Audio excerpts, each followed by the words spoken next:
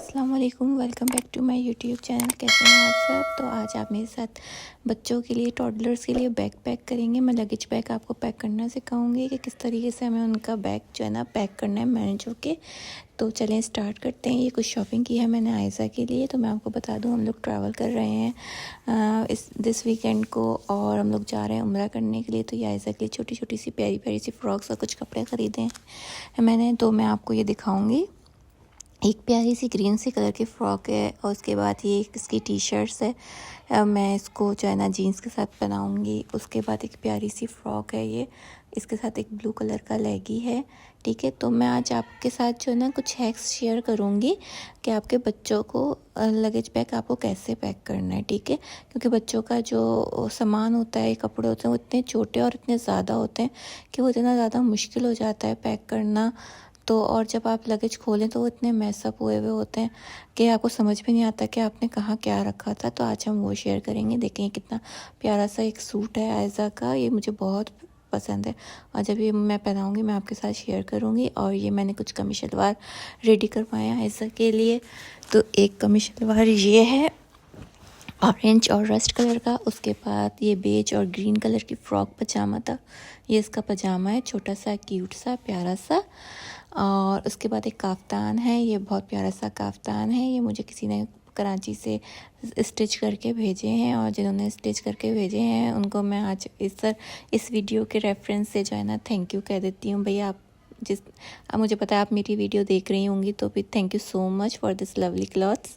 And उसके बाद मैंने ये लिया एक छोटा सा ट्रैवल बैग। सही है, ये आपको कहीं से भी मिल जाएंगे, अमेज़ॉन, नून और दराज वगैरह से भी, अगर आप पाकिस्तान से मेरी वीडियो देख रहे हैं। तो उसके बाद हमें करना क्या है कि हम इन कपड़ों की छोटी छोटी तह लगा के इस बैग के अंदर रखेंगे, और इस तरह के छोटे छोटे बैग्स बना के हम अपने लगेज बैग में रखेंगे। क्योंकि जब हम लगेज बैग में रखेंगे तो एक इस तरह से तो एक जगह स्पेस भी कम आपकी जाती है।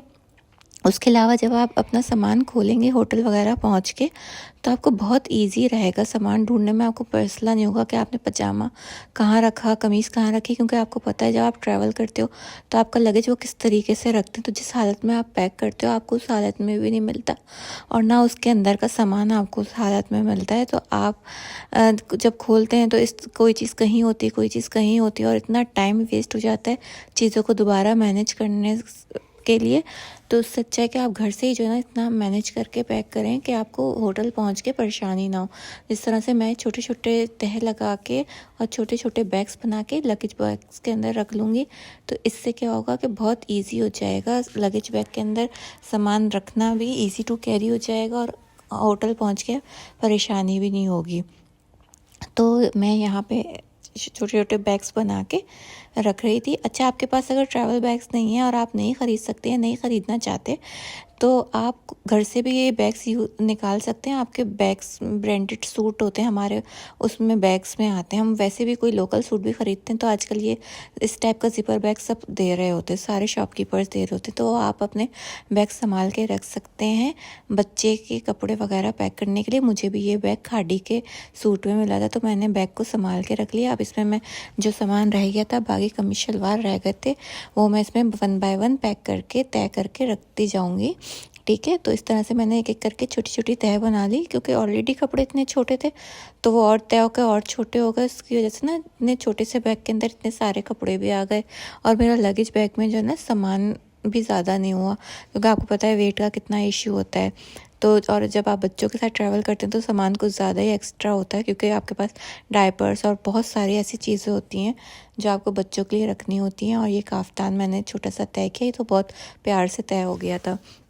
उसके बाद मैंने इसका पजामा वगैरह तय करके इस तरह के बैग में रख लिया। ये बैग भी मैंने परचेज़ नहीं किया, ये मेरे सूट में आया था, तो मैंने इसको संभाल के रख लिया।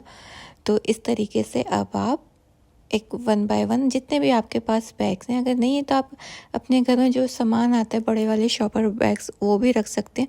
उसको प्यारा सा जो है ना सही करके हाथ से उसकी सिलवटें वगैरह निकाल कर उसमें आप बैग्स में जो है ना अपना बच्चों का सामान रखें। उसको जो है ना बाद में थोड़ी सी टेपिंग वगैरह करके लगेज बैग में रख सकते हैं। उसके बाद आपको पता है मोस्ट इम्पॉर्टेंट थिंग्स होती है बच्चों के साथ दवाइयाँ।